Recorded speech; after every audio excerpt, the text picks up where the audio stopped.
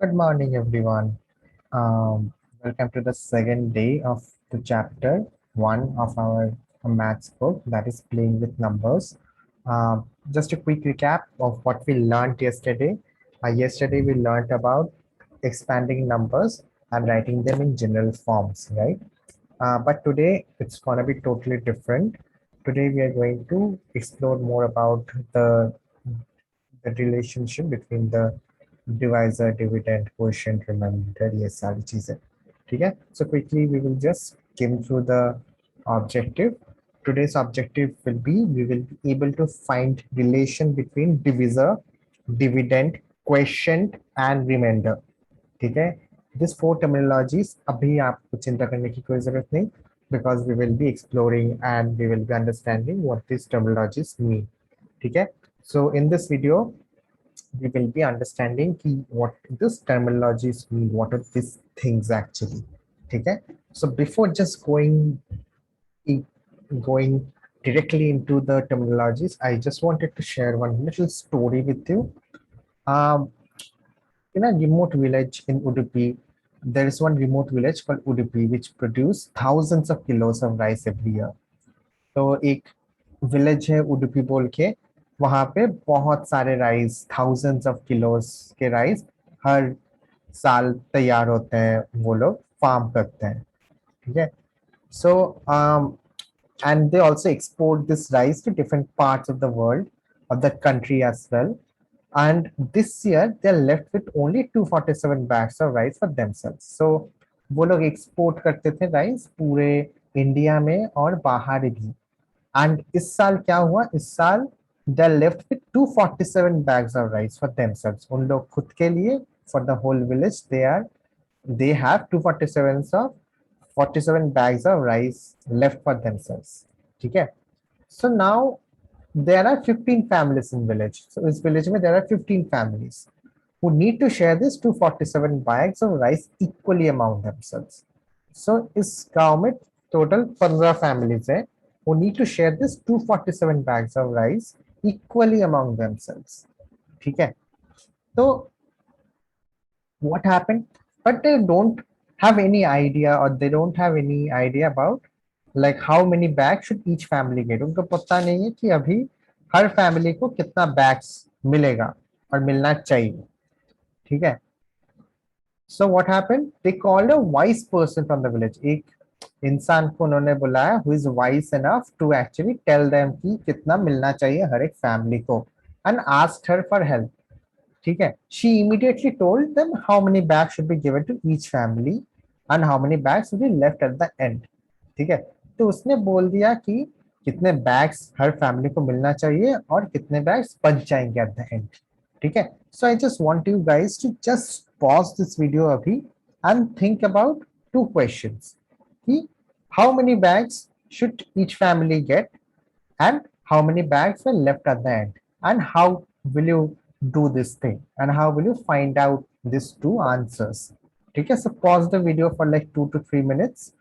I know you guys know this, but just to accelerate your thinking power, I'm doing this. Okay, so just for 2 minutes think about these two questions and then play the video.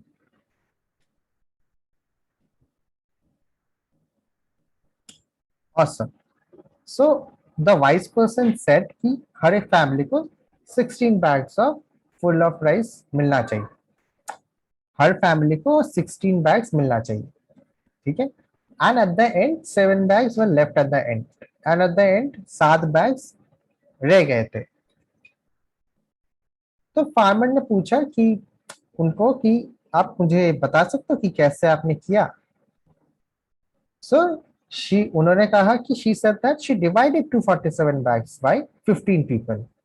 She continued explaining. तो उन्होंने कहा उन्हें 247 bags जो था उनको 15 से divide कर दिया और उनको ये आंसर मिला. बट फार्मर्स उनको उनको और भी पूछना चाहते थे कि आप मुझे और भी एक्सप्लेन करो. तो उन्होंने ऐसे लिख के दिखाया. तो उन्होंने 15 को 247 से डिवाइड किया, 247 को बीच में रखा, 15 से उसको डिवाइड किया. So we know how to divide, right. हम देखते हैं ये वाले पार्ट को and we then we basically what we do, हम लोग यहाँ पे 2 अंडरलाइन करते हैं और यहाँ पे 1 है. Right. So we now use our tables. हमको टेबल्स 15 का पता है. सो 15 से हाँ, 15 1 से 15, 15 2 से 30. सो 30 is greater than 24, so therefore we will write यहाँ पे 1, right. So हमने यहाँ पे 1 लिखा. So 15 1 से 15, so this is केवल 15, right. तो 15 यहाँ पे होने के बाद हम लोग यहाँ पे माइनस करते हैं, सब्सट्रैक्ट करते हैं. जो whatever remains that goes 9, that becomes 9, right. And ये जो एक्स्ट्रा 7 है वो नीचे आ जाता है. नीचे आने के बाद ये 97 हो जाता है, right. So now let's see 97 15 से कितना बार से होता है.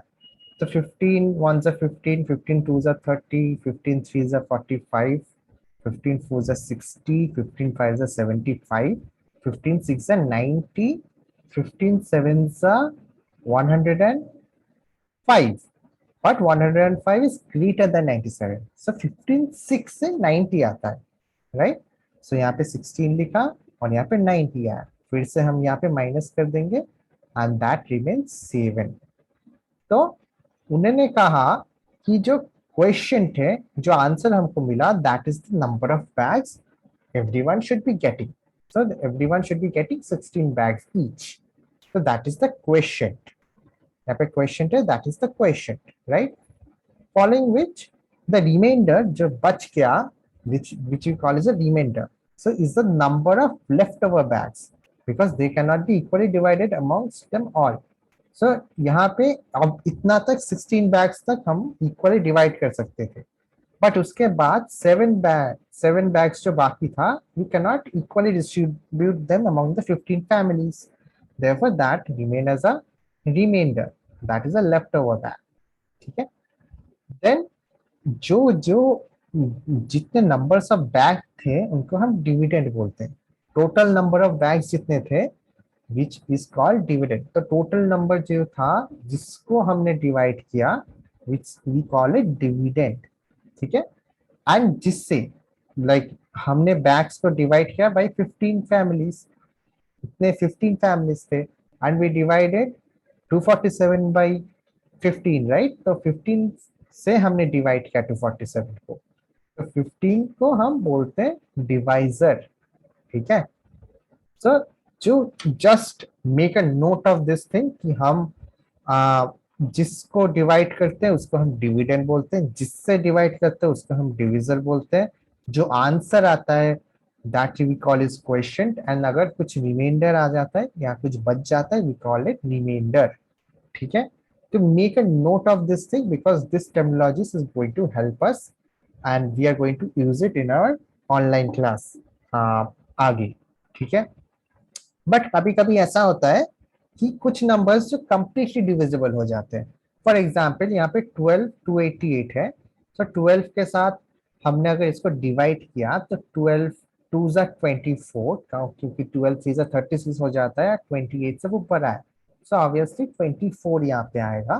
तो 24 के बाद यहाँ पे 4 आ जाता है माइनस करके, एंड जो 8 है वो नीचे आ जाता है 8 होके. एंड वी नो 12 4 जा 48. सो 12 का 4 यहाँ पे लिख दिया, 12 4 जा 48. तो देयरफॉर ये माइनस करके यहाँ पे 0. सो 0 जब हो जाता है remainder, then we call this जो डिविडेंड होता है उसको हम बोलते हैं कंप्लीटली डिविजिबल. ठीक है. सो अब अगर जब रिमाइंडर 0 आ जाता है, अगर वहां पे भी 0 आ जाता, अगर सारे बैग्स इक्वली डिवाइड हो जाते तो हम जो 247 बैग्स जो बोल रहे थे उनको हम बोल सकते थे कि that is completely divisible. But वो कंप्लीटली डिविजिबल नहीं था. बट यहाँ पे आप देख सकते हो कि जब ये जो डिविडेंड होता है जिसको हम डिवाइड करते हैं, अगर वो 0 हो जाता है, उसको डिवाइड करने के बाद रिमाइंडर 0 आ जाता है, then we call it completely divisible. ठीक है. सो अभी इस वीडियो में इतना ही तक. आप बस मैं ज्यादा कंफ्यूज नहीं करूंगा अभी के लिए. यू कैन, आपको अगर थोड़ा भी कंफ्यूजन हुआ है तो just see the video once more and try to remember the terms. किसको क्या बोलते हैं हम यहाँ पे, जो हमने देखा कि किसको डिवाइजर बोलते हैं, किसको डिविडेंड बोलते हैं, किसको क्वेश्चन बोलते हैं, किसको रिमाइंडर बोलते हैं. ये आप एक बार देख लो क्योंकि ये terminologies we will be using in the online class. ठीक है. So that's for now. That's it for now, and We will be meeting soon in the class, and yeah, in the meantime, please make sure you eat something, drink something, and also do all other works if you have anything. We'll meet you in next maybe 10 to 15 minutes. So see you. Tata. Bye bye.